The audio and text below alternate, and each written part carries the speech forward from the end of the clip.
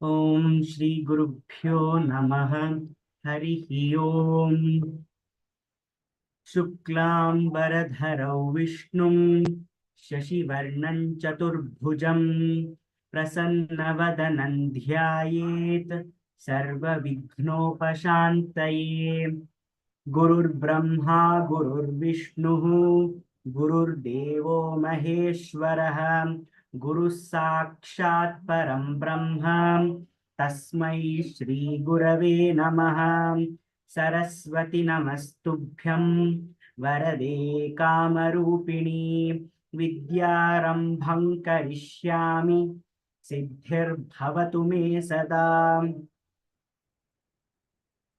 Ramo Rajamani Sada Vijayate Ramam Ramesham Bhaje Ramena Nishachara Chamu Ramaya Tasmai Namaha Ramannasti Parayanam Parataram Ramasya Dasosmyaham Rame Chittalaya Sada Bhavatu Me Bho Rama Mamuddhara.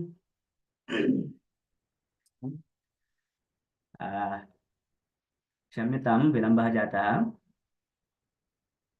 due to some technical glitches. So we'll start with the revision shlokas of yesterday, last class. So last class we did shloka 16 to 20th. So from there we will, those who have practiced, you can start chanting. Aparna Gauri Bhagni. Namaste, Monday. Namaste. Sarvadabhikatah sadbhihi samudra iva sindhubhihi aryas sarvasamaschaiva sadaiva priyadarshanaha. Uttamam Bhagini. Bhargavi Bhagni. Dhanyawad.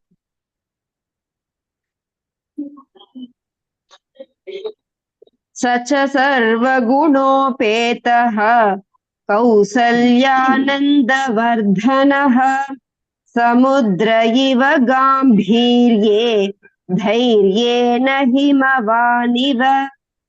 Uttamam Bhagini. Devika Bhagni.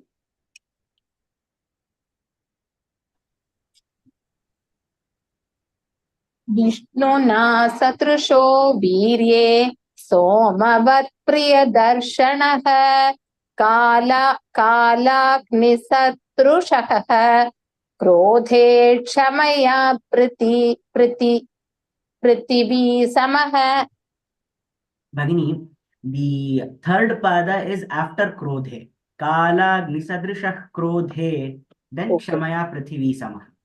Okay. Kalagni satrusha krodhe chamaya prithvi samah. Samyak. Dhanyawad. Hema KR Bhagni. धनदेन समस्त्यागे सत्ये धर्म इवापरः तमेवं गुणसम्पन्नं रामं सत्यपराक्रमम्. Samichinam Bhagini. Nilavarsi Paneer Bhagni. Yes, right. Cheshtan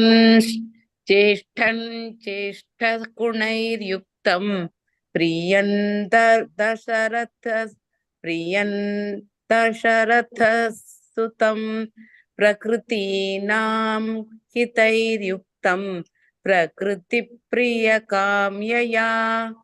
Very good, Bhagini. So, here there is actually a link. Till now we were studying the gunas. Gradually from the gunas of Rama, we jump into the Ramayanam. So here when we start from 19th half, that is Tamevang Guna Sampannam. See, Tamevang Guna Sampannam. From that point onwards, there is a situational description. So Tamevang Guna Sampannam Ramam Satyaparakramam. Then Jeshtan Jeshtha Gunair Yuktam Priyan Dasharathas Sutam Prakritinam Hitair Yuktam Prakriti Priyakamyaya. Then we go to the starting of the 21st one, which says that Yauvarajyena Sayyoktum Aichat Pritya Mahipatihi. So here, this actually is the end. The first half, it ends over there. That the situation ends over there. So this four lines, what they are actually trying to say is that it starts with Dasharatha. So Mahipatihi is Dasharatha. Okay. So Mahipatihi Dasharatha, and what kind of a person is he? There is a small description. He is no, what is he doing? Here we are going to, what did that Raja do? Mahipatihi, what did he do? He wanted to name a successor. Yauvarajyena. Here, Yuvaraja, you might have heard.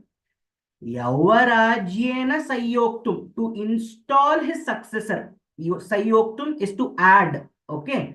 To add the line of succession, or to install the next line of succession, or to make somebody the Yuvaraja. The Raja is Icchet. He is he wants to add, therefore the Mahipatihi Pritya. What did he do? Jeshtham, his first son, Jeshtha Gunair Yuktam, his first son, he wanted to make Yuvaraja. So the connection between the four lines goes like this. Mahipatihi Dasharatha tam gunasampannam tam eva gunasampannam satyparakramam prakritinam hitaihi yuktam jeshta gunaihi yuktam jeshtham sutam ramam prakriti priyakamyaya pritya yauvarajyena sayyoktum aichat. So what did the narration, the four lines, that is a contextual meaning. So how does that come? It goes like this. The king, Mahipatihi Dasharatha, the king Dasharatha, thinking that Rama is the only suitable person, with all the right gunas, tam evam gunasampannam, satya parakramam, he is the only one with the true parakrama of a Raja. And then he is the only one who can truly think about the well-being and the betterment of his prajas. Then prakritinam hitaihi yuktam. So thinking that he is the only one who can think of the betterment of the prajas, and he is the only, and anything that he does will always be in the interest of the prajas, and because he is the Jeshtha Putraha, and because he has the Sarvashreshta gunas of all the gunas, you can say that among his sons also he has the Shreshta gunas. Therefore, he being the Jeshtha Gunair Yuktam, Ramam, he made Rama, who will always think about Prakriti Priyakamyaya, who always has the intention of doing good for his people. He wanted to make him the Yuvaraja. Yauvarajyena Sayyoktum Aichet. He desired to make Rama the Yuvaraja because of all these things. So this becomes a very contextual meaning. So Yauvarajyena Sayyoktum Aichat Pritya Mahipatihi. Then we have to obviously read the shloka together. So Tasya Abhisheka Sambharan Drishtva Bharyatha Kaikai. This is the next part of it. The meaning is simple, that Yauvarajyena Sayyoktum Aichat Pritya Mahipatihi. Mahipatihi is Dasharatha. Dasharatha desired to make Rama the Yuvaraja, or wanted to install the next line of succession in Ayodhya by making Rama the Yuvaraja. Tasya Abhisheka Sambharan. The Pattabhisheka happens. Tasya Abhisheka Sambharan Drishtva. Seeing the Abhisheka Sambrama, the occasion, the Pattabhisheka Mahotsavam, Bharya Atha Kaikai. Atha Kaikai, what did she do? We will see in the next this thing, shloka. So the continuation actually is like that. The second one onwards, there is a different sannivesha coming into picture. So here the words are pretty simple.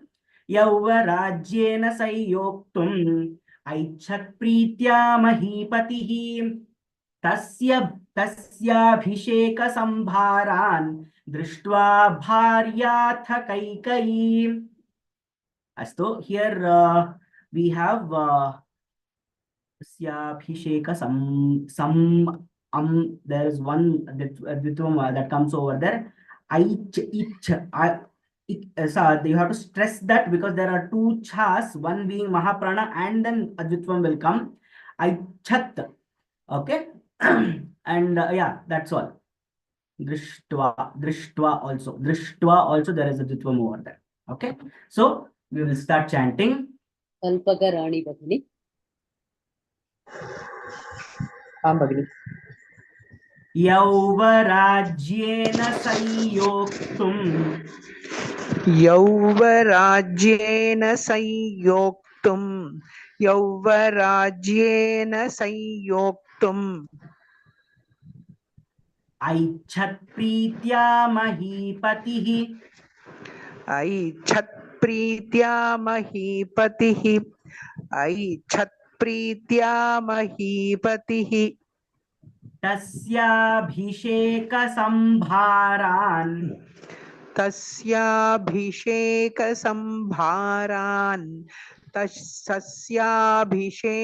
संभारान् दृष्ट्वा भार्याथ कैकयी दृष्ट्वा भार्याथ कैकयी दृष्ट्वा भार्याथ Kaikeyi. Very good. धन्यवादः. Murgavalli Bhagini. Namaskaram ji. Namaste. यौवराज्येन संयोक्तुम् यौवराज्येन संयोक्तुम् यौवराज्येन संयोक्तुम् ऐच्छत् प्रीत्या महीपतिः ऐच्छत् प्रीत्या महीपतिः ऐच्छत् प्रीत्या महीपतिः तस्याभिषेक संभारान् तस्याभिषेक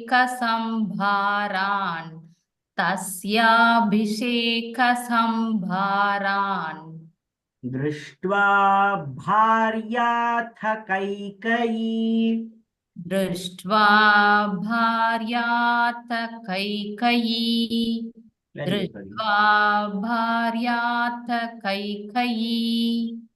सम्यक्. Madhavi Kotra Bhagini. नमस्ते महोदय. नमस्ते. यौवराज्येन संयोक्तुम् ऐच्छत् प्रीत्या महीपतिः यौवराज्येन संयोक्तुम् ऐच्छत् प्रीत्या महीपतिः यौवराज्येन संयोक्तुम् ऐच्छत् प्रीत्या महीपतिः तस्याभिषेक संभारान् दृष्ट्वा भार्याथ कैकयी तस्याभिषेक संभारान् दृष्ट्वा भार्याथ कैकयी तस्याभिषेक संभारान् दृष्ट्वा भार्याथ Kaikeyi. Very good. Pankaja Tulasiram Bhagini. Namaste Mahodaya. Namaste. Shall I chant Manu? Yes, the whole यौवराज्येन संयोक्तुम् ऐच्छत् प्रीत्या महीपतिः तस्याभिषेक संभारान् दृष्ट्वा भार्याथ Kaikeyi. Very good, Bhani. Uttam. Thank you, Mahodaya. Shyamala Bhagini. यौवराज्येन संयोक्तुम् ऐच्छत्प्रीत्या महीपतिः तस्याभिषेकसंभारान् दृष्ट्वा भार्याथ Kaikeyi. Bhagini, Sayoktum. The Anuswara rule will apply over there. संयोग Hmm. यौवराजेन संयोक्तुम् ऐच्छत्प्रीत्या महीपतिः तस्याभिषेकसंभारान् दृष्ट्वा भार्याथ Kaikeyi. Very good, Bhagini. धन्यवाद. So we'll go to the next shloka, and like I said, the next shloka is the continuation of the third and fourth padas of 21st shloka. So there, what did we say? Tasya, excuse me. Tasyabhisheka sambharan drishtva bharya atha kaikai. What did she do?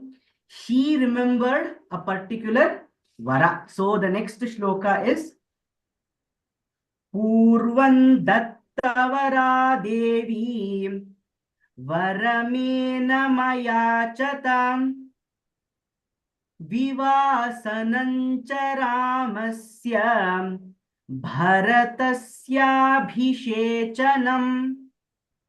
So here what is happening?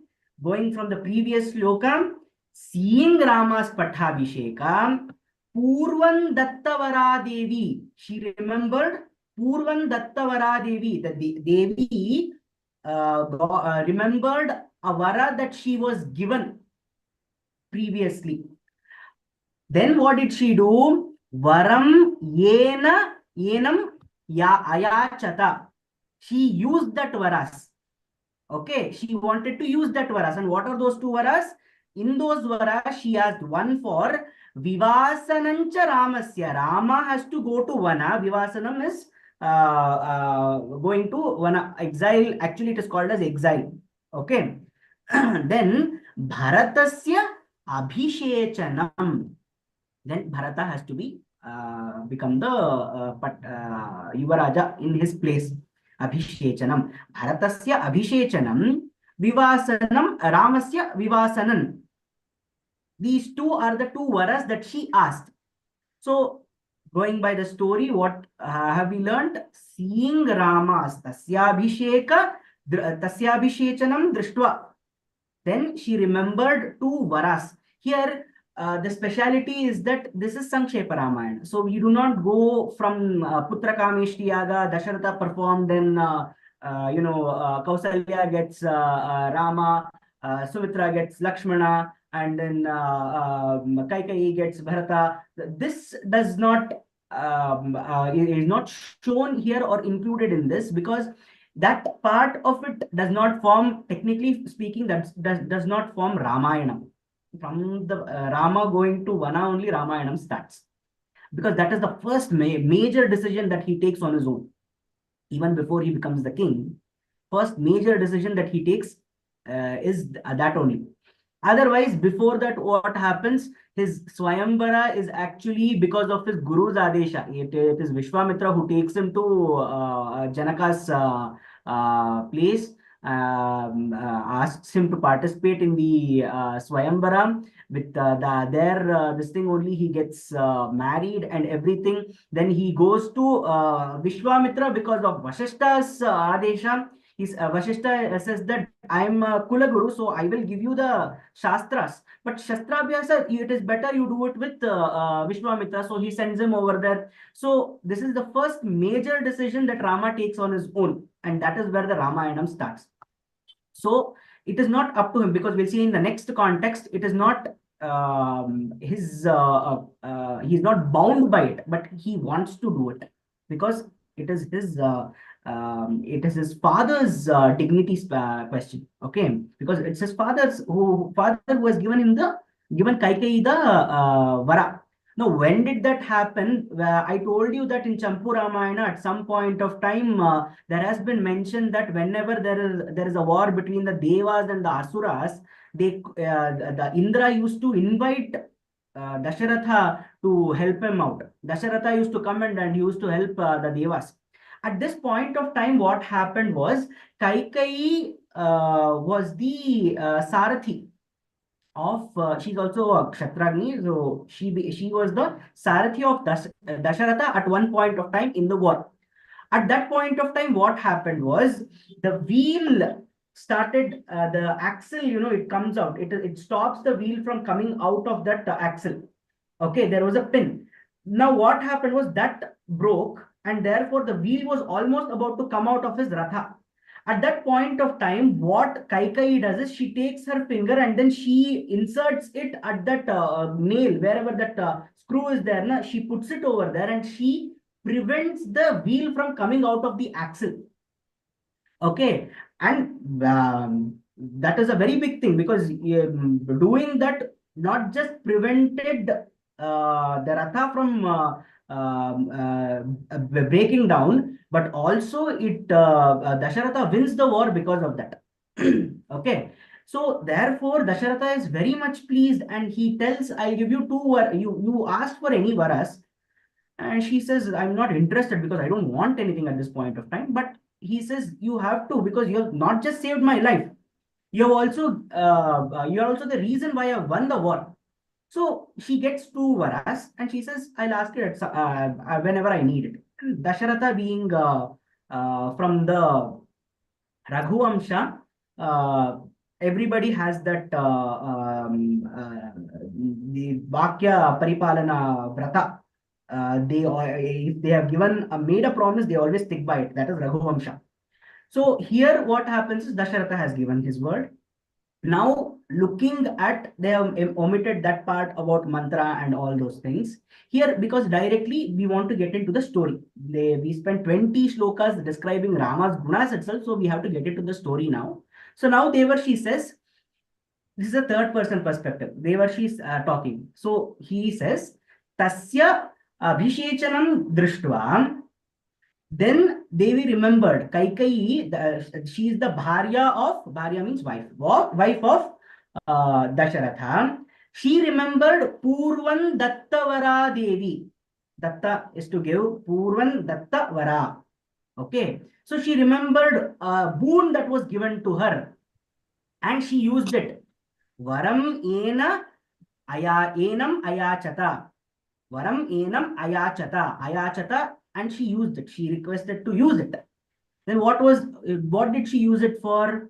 Vivasanam, Ramasya Vivasanam and Bharatasya Abhishechanam. Two vara she used it. Okay, so yes, that is the meaning of this. We will start chanting now. Uma Bhagini. சொல்றீங்களா? Purvan Dattavara. पूर्वं पूर्ववरा मामेव आहूतवती किल भगिनी? Yes, Uma Bhagini. अहं न Yes. जानामि. अस्तु भगिनि। पूर्वं दत्तवरा एकवारं पूर्वं दत्तवरा देवी देवी देवी वरमेन मयाचत वरमेन मयाचत वरमेन मयाचत विवासनञ्च विवासनञ्च विवासनञ्च रामस्य रामस्य रामस्य भरतस्याभिषेचनम् भरतस्याभिषेचनम् भरतस्याभिषेचनम्। उत्तमं भगिनि, धन्यवादः। Uma Maheshwari Bhagini. अस्तु माता। पूर्वं दत्तवरा देवी पूर्वं दत्तवरा देवी पूर्वं दत्तवरा देवी Bhagini, here Purvam will become Purvan because of Anuswara rule applied. Okay. Oh. पूर्वं दत्तवरा देवी पूर्वं दत्तवरा देवी वरमेन मयाचत वरमेन मयाचत वरमयाचत विवासनं च रामस्य विवासनं च रामस्य विवासनं च रामस्य भरतस्याभिषेचनम् भरतस्याभिषेचनम् भरतस्याभिषेचनम् उत्तमं भगिनि सम्यक् धन्यवादः महोदय। कल्याणी रात भगिनी Yes, Bhagini. पूर्वं दत्तवरा देवी वरमेन मयाचत पूर्वं दत्तवरा देवी वरमेन मयाचत पूर्वं दत्तवरा देवी वरमेन मयाचत विवासनं च रामस्य भरतस्याभिषेचनम् विवासनं च रामस्य भरतस्याभिषेचनम् विवासनं च रामस्य भरतस्याभिषेचनम् अस्तु भगिनि सम्यक् समीचीनं रूपा मुखर्जी भगिनी फुल श्लोक महोदय। आं भगिनि पूर्वं दत्तवरा देवी वरमेन मयाचत विवासनं च रामस्य भरतस्याभिषेचनम्। उत्तमं भगिनि वेरि गुड् धन्यवादः। पंकजवल्ली भगिनी नमस्ते महोदय। नमस्ते पूर्वं दत्तवरा देवी वरमेन मयाचत विवासनं च रामस्य भारतस्याभिषेचनम्। वेरि गुड् भगिनि उत्तमं धन्यवादः। धन्यवादः सुजाता कामत भगिनी आं महोदय। आं भगिनि पूर्वं दत्तवरा देवी वरमेन मयाचत विवासनं च रामस्य भरतस्याभिषेचनम्। उत्तमं भगिनि धन्यवादः। धन्यवादः अस्तु we'll go for the next shloka ससत्यवचनाद्राजा धर्मपाशेन संयतः विवासयामास सुतं रामं दशरथः प्रियम् so that part is done that was the context of seeing Rama's Pattabhisheka. Kaikeyi remembered her two boons. Then she asked those two boons. What are those two boons? One boon was to send Rama to Vanavasa. Second one was to make Bharata as the Yuvaraja. Okay. Next. Sasatyavachanadraja धर्मपाशेन संयतः विवासयामास सुतं रामं दशरथः प्रियम्. Here the next what happens, she asked, that was the end.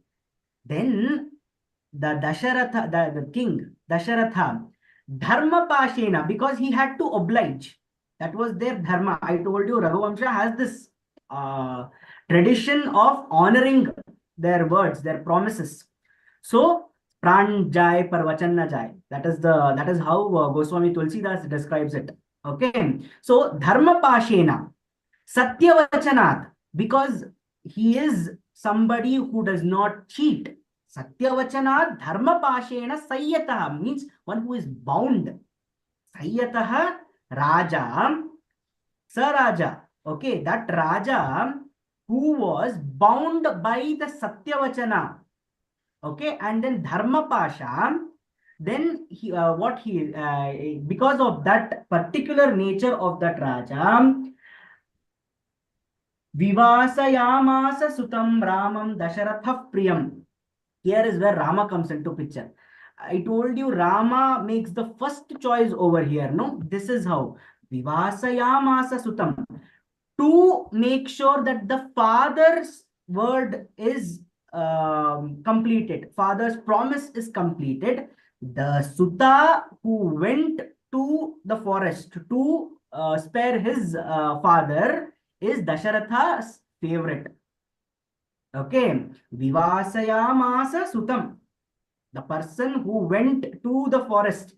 Okay, that Sutam, who is he? He is Rama. That Rama is Dasharatha's favorite, Dasharatha Priyam. Okay, so here this thing is immediately we jump. Kaikeyi asks the two Varas, then his reaction, then Dasharatha doesn't know what to do, he has to oblige. So Sasatya Vachanad Raja Dharma Pashena Sayyataha, because he was bound by that, to that Raja Vivasayamasa Sutam, to spare him that Dharma Sankata of having to break his vow and or come up with any other vikalpa. Anything that Dasharatha will do will obviously go against Kaikeyi's request or boons. So that means that there is a Dharma Sankata for him. So to spare him, the son who went to the forest, Vivasayamasa Sutam, who is he? He is Rama, Ramam Dasharatha Priyam. Okay, this is the meaning of that. So it means it means that Rama here makes the first decision to actually go to the forest. Now, we'll start chanting. Mala Sampat Bhagini. Sasatyavachanadraja Sasathyavasanat Raja. Sasathyavasanat Raja. Vachanadraja Vasanat Raja. Sasathyavasanat Raja. Dharmapashena Dharmapasena. Dharmapasena. Sayyataha Sayyataha. Sayyataha. Vivasa Vivasa. Vivasa. Yamasa Yamatra. Yamatra. Sutam. Tutam. Once more, Rajni. Tam. Ramam Ramam. Ramam. Dasharatha Priyam Dasara. Dasara. Dasara. Priyam. Dasara. Dasharatha Priyam Dasara Priyam. Dasara Priyam. Thanks. Usha Bhagini.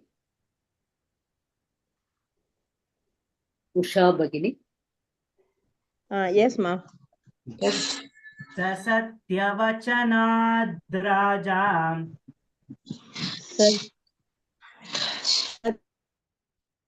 Satyavachanadraja. Satya. Dharmapashena Sayyataha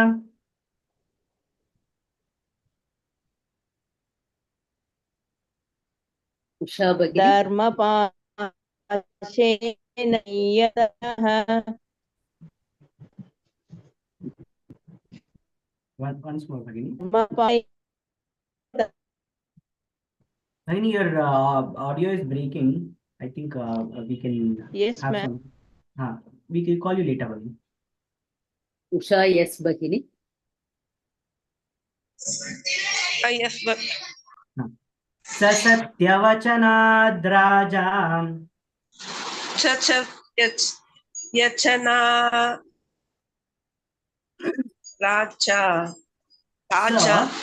Sa Satyavachanad Raja. Satyavadana Taja. Vachanad Raja. Vachana Taja.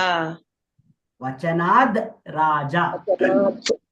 Vachanath Raja. Dharma Pashena.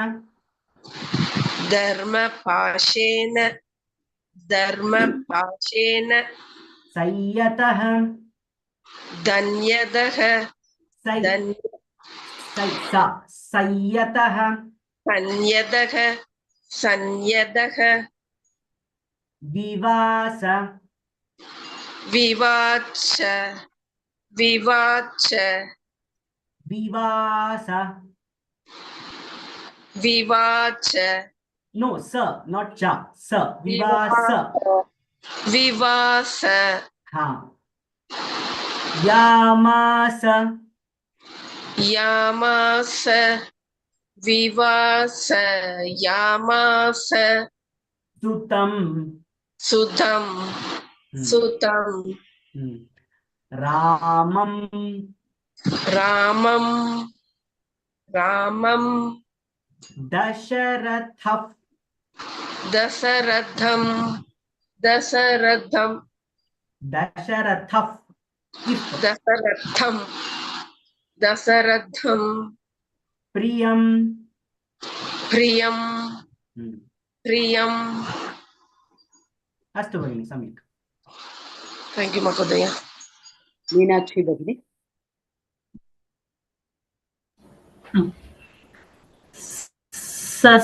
ससत्यवचनाद् राजा धर्मपाशेन संयतः विवासयामास सुतं रामं दशरथः प्रियम्.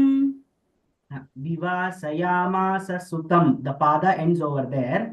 Raman Dasharathaf Priyam. That is the next pada. Okay. विवासयामास सुतं रामं दशरथः प्रियम्. अस्तु, धन्यवादः. Malini Bhagini. ससत्यवचनाद् राजा धर्मपाशेन संयतः विवासयामास सुतं रामं दशरथः प्रियम्. Very good, Praveen. Uttamam. धन्यवादः महोदय.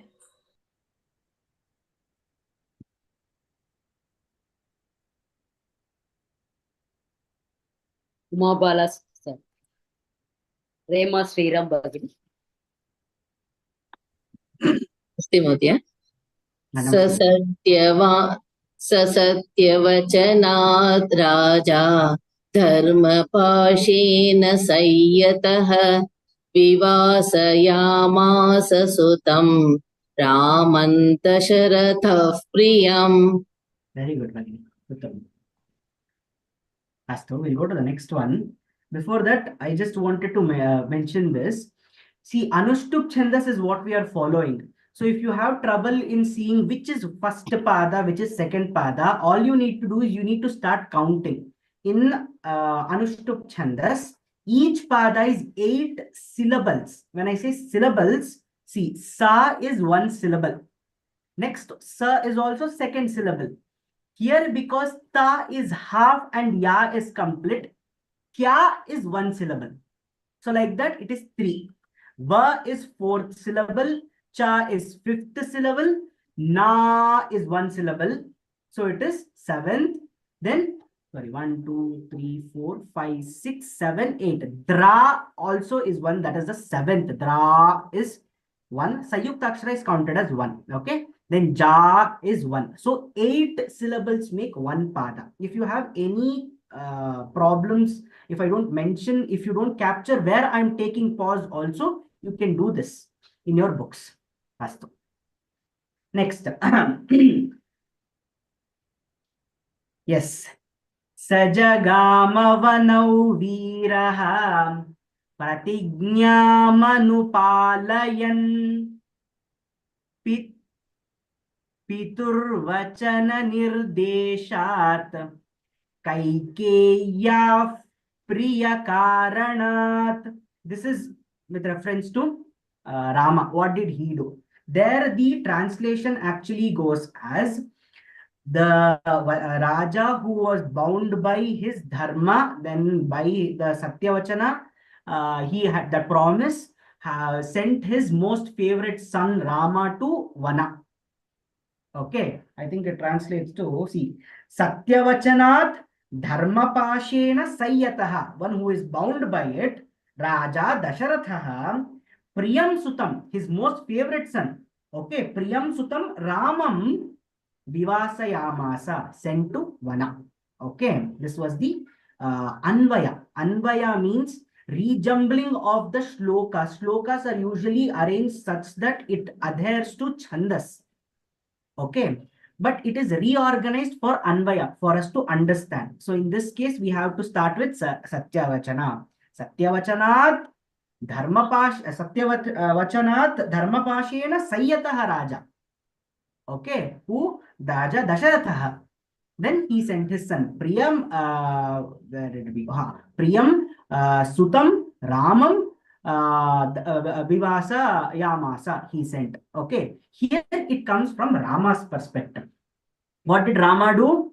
Rama Sajagama, Jagama to go.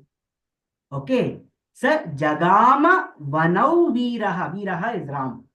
Okay, he went to the forest. Why? Pratignya Manupalayan. Whose Pratignya? It is not his Pratignya. His father's Pratignya. Anupalayan. Anu is to follow. Okay. Anu is to see. Anuchara. Chara is somebody who is walking. Anuchara is somebody who follows him. Okay. Here, Pratignyam Anupalayan.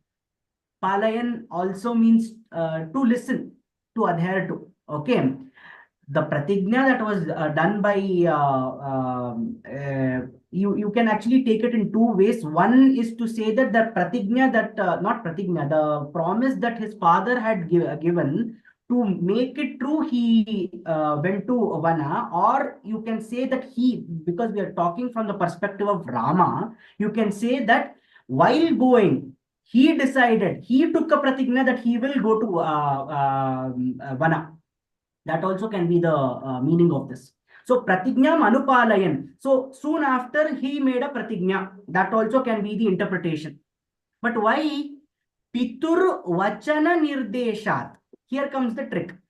Pitur vachana nirdeshat. Why did Pitaha gave the vachana, gave the nirdesha? Because he was bound by dharma and satyavakya.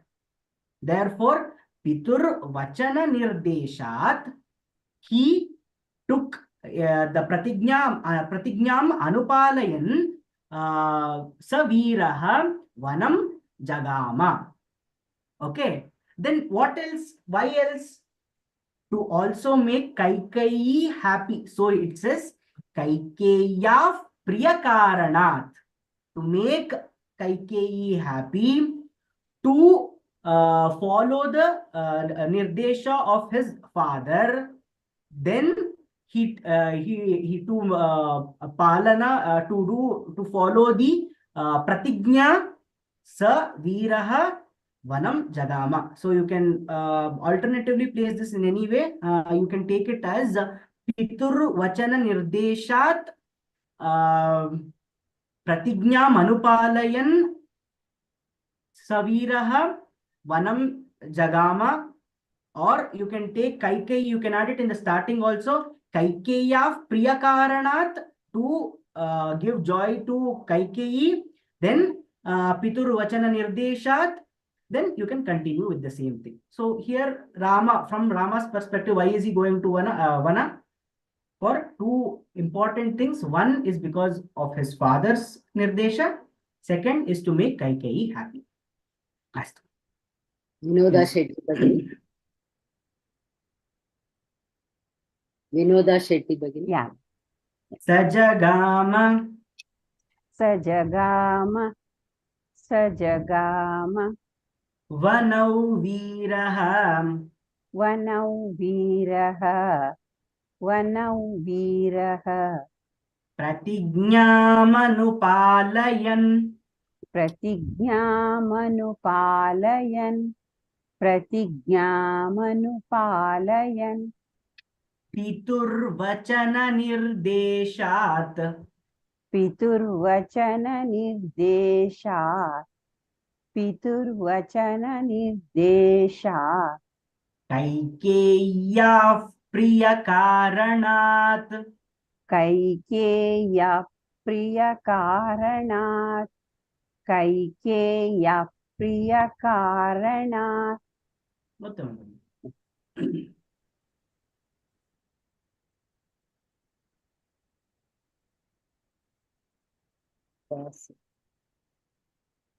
सपना बल्दुआ भगिनी नमस्ते महोदय। नमस्ते स जगामवनौ वीरः प्रतिज्ञामनुपालयन् पितुर्वचननिर्देशात् कैकेय्याः प्रियकारणात् कैकेय्याः कैकेय्याः प्रियकारणात्। Very गुड भगिनी शैलजा भगिनी नमस्ते महोदय। नमस्ते चाण्ड भगिनी महोदय। हाँ यस स जगामवनौ वीरः प्रतिज्ञामनुपालयन् पितुर्वचननिर्देशात् कैकेय्या प्रियकारणात्। वेरी गुड भगिनी वीरबाला अहुजा भगिनी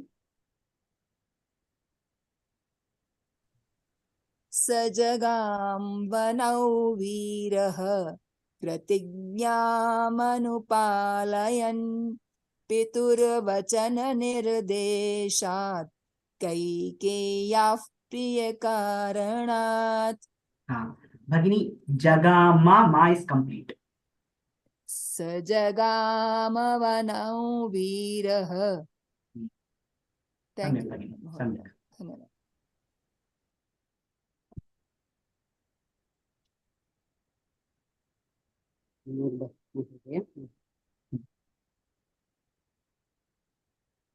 राजेश्वरी शिवशंकर भगिनी नमस्ते महोदय। नमस्ते सजगामवनौ वीरः प्रतिज्ञामनुपालयन् पितुर्वचननिर्देशात् कैकेय्याः प्रियकारणात्। उत्तम भगिनी very good Astu, I think we will end the Kaksha with this because the next one is a couple situational, I said, right? So it goes 25 and 26 is one bunch. So there we are talking about who accompanies him. There Lakshmana's gunas are also going to come. So we will end with this. The shlokas that we did today, let me repeat it. 21 bhai. यौवराज्येन संयोक्तुम् ऐच्छत्प्रीत्या महीपतिः तस्याभिषेकसंभारान् दृष्ट्वा भार्याथ कैकेयी पूर्वं दत्तवरा देवी वरमेन मयाचत विवासनं च रामस्य भरतस्याभिषेचनम् स सत्यवचनाद्राजा धर्मपाशेन संयतः विवासयामास सुतं रामं दशरथः प्रियम्